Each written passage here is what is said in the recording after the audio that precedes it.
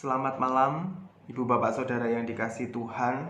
Selamat berjumpa kembali di dalam persekutuan doa malam di GKJW Jemaat Madiun secara online. Mari kita bersama-sama menyatukan hati, kita berdoa.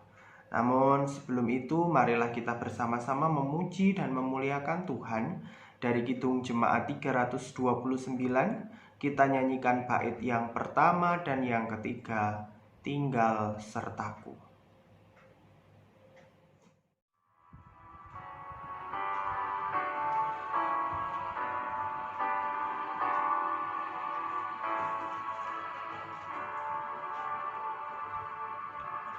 Tinggal sertaku,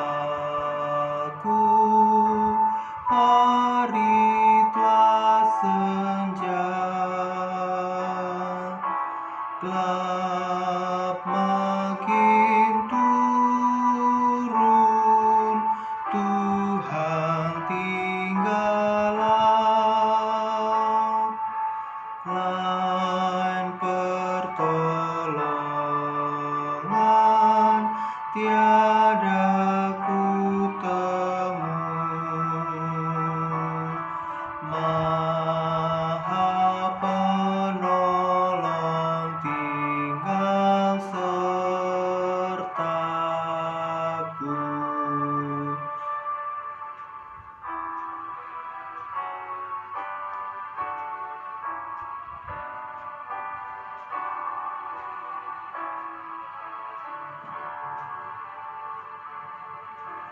Aku perlukan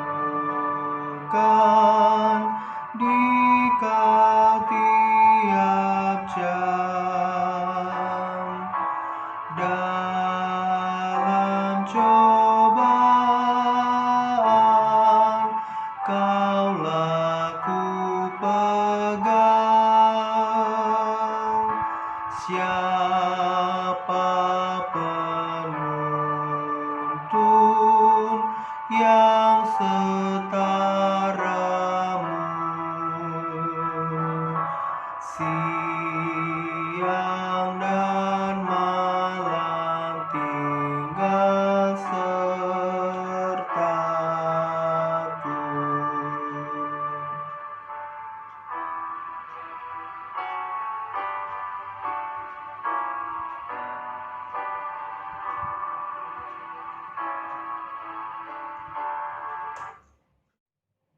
Marilah bersama-sama kita akan membaca firman Tuhan di dalam Amsal pasal 27 ayat yang ke-5 dan ke-6 disambung ayat yang ke-17.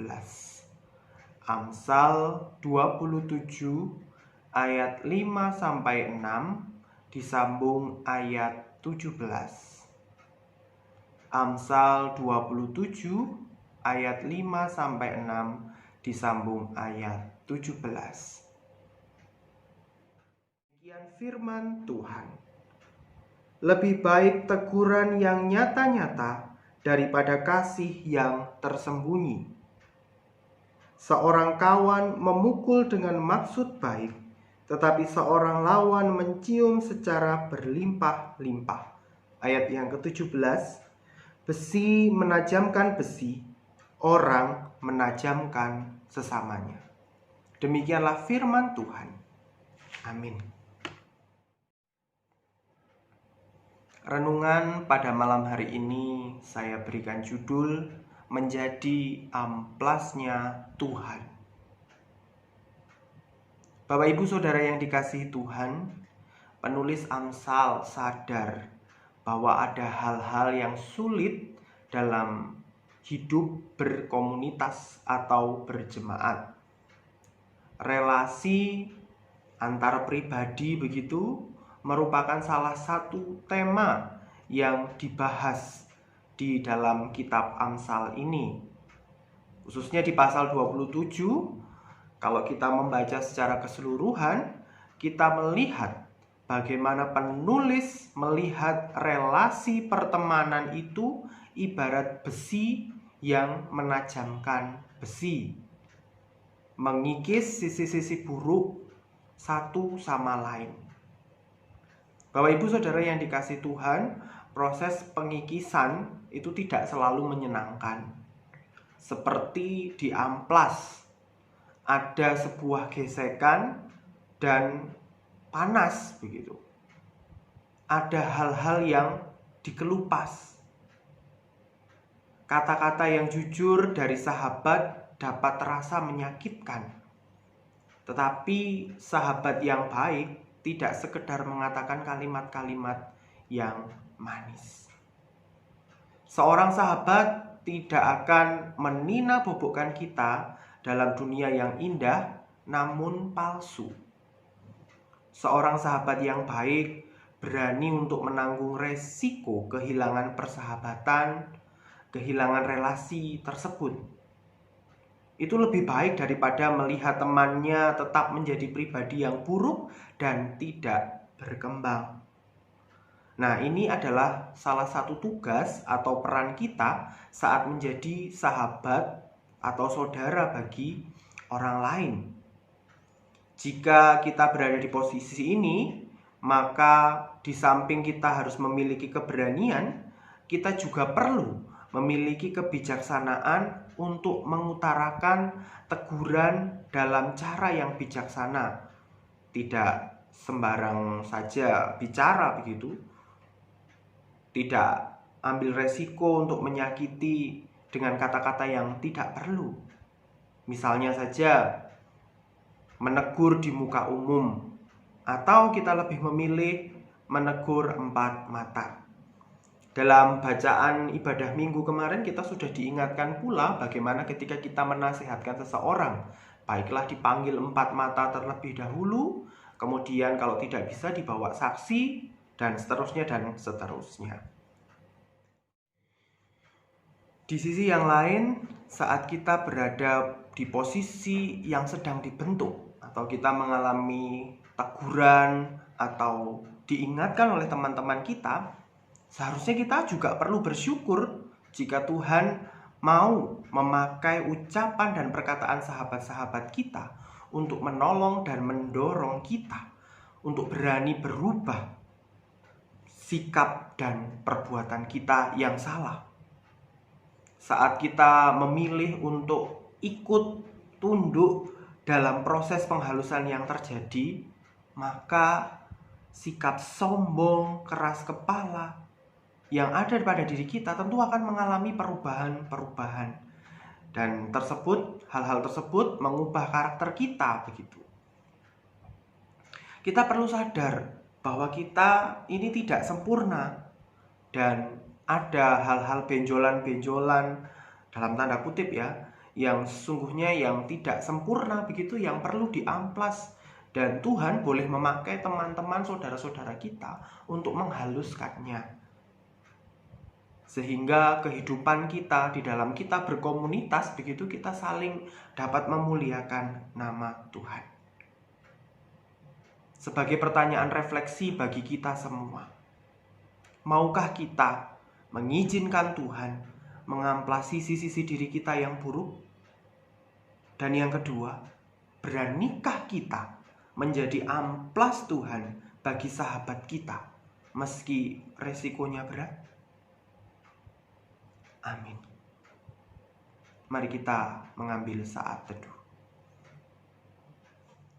Bapak Ibu Saudara yang dikasihi Tuhan, mari bersama-sama kita menyatukan hati untuk berdoa syafaat. Kita berdoa untuk gereja kita berdoa untuk bangsa dan negara kita. Mari kita berdoa, saya yang menghantarkan. Mari berdoa. Kembali kami menghadap kehadirat-Mu ya Tuhan. Kami bersyukur untuk setiap penyertaan yang boleh kami terima di dalam kehidupan kami. Terima kasih atas sapaan kebenaran firman-Mu yang mengingatkan kami bahwa biarlah kami mau dibentuk dan mau membentuk saudara-saudara kami. Sehingga di dalam kami bersekutu berkomunitas, terkhusus di GKJW Jemaat Madiun ini, kami semakin bertumbuh dan memuliakan nama-Mu. Pada malam hari ini bersama-sama dengan seluruh warga jemaat, kami hendak berdoa ya Tuhan, menyerahkan seluruh pergumulan bangsa kami ke dalam tangan-Mu. di dalam melewati masa pandemi COVID-19 ini. Kami memohon Tuhan yang memberikan hikmat bagi para tenaga medis yang bertugas untuk menangani pandemi COVID ini ya Tuhan. Berikan mereka hikmat kebijaksanaan, berikan mereka kekuatan, sehingga di dalam menjalankan tugas dan tanggung jawabnya mereka tetap bersandar sepenuhnya kepadamu dan menerapkan nilai-nilai kasih di dalam kehidupannya.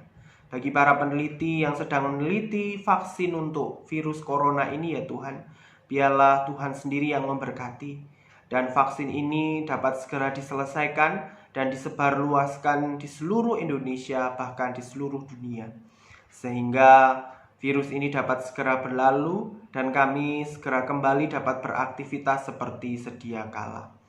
Tuhan, pada malam hari ini kami berdoa untuk saudara-saudara kami yang dalam keadaan sakit. Satu persatu Tuhan jamah, Tuhan hadir, dan Tuhan yang menyembuhkan, baik yang sedang dirawat di rumah sakit maupun dirawat di rumah. Biarlah saudara-saudara kami ini boleh mengalami kesembuhan, sehingga mereka boleh kembali beraktivitas dan nama Tuhan yang dipermuliakan. Tuhan Yesus, kami pun juga berdoa bagi pergumulan-pergumulan pribadi kami. Kiranya Engkau Allah yang memahami, menolong kami untuk keluar dari setiap permasalahan kami.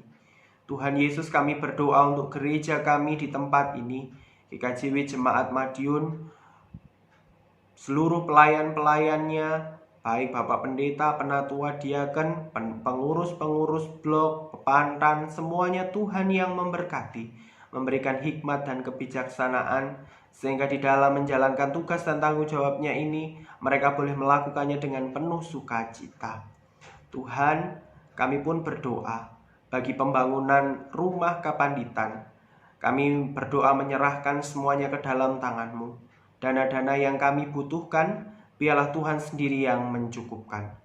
Tuhan, kami hendak berdoa bagi anak-anak kami yang masih duduk di bangku pendidikan. Kiranya pun juga Tuhan memberkati mereka walaupun mereka harus bersekolah dengan sistem daring ya Tuhan. Tetapi kami percaya Tuhan tetap memberikan hikmat dan kebijaksanaan, sehingga anak-anak kami ini dapat mencapai apa yang menjadi cita-citanya di dalam kehidupannya. Inilah ya Tuhan yang menjadi seruan dan doa-doa kami. Seluruhnya kami haturkan di dalam nama Tuhan kami Yesus Kristus yang telah mengajar kami berdoa. Bapa kami yang ada di surga, dikuduskanlah namamu, datanglah kerajaan-Mu, jadilah kehendak-Mu di bumi seperti di surga. Berikanlah kami pada hari ini makanan kami yang secukupnya, dan ampunilah kami akan kesalahan kami, seperti kami juga mengampuni orang yang bersalah kepada kami.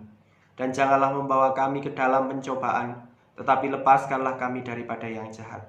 Karena Engkaulah yang empunya kerajaan, dan kuasa, dan kemuliaan, sampai selama-lamanya. Amin. Demikian Bapak Ibu, doa malam kita pada malam hari ini. Terima kasih bagi Bapak Ibu Saudara yang sudah ikut ambil bagian dan mendukung di dalam doa malam hari ini. Sampai ketemu di kesempatan berikutnya. Tuhan Yesus memberkati. Amin.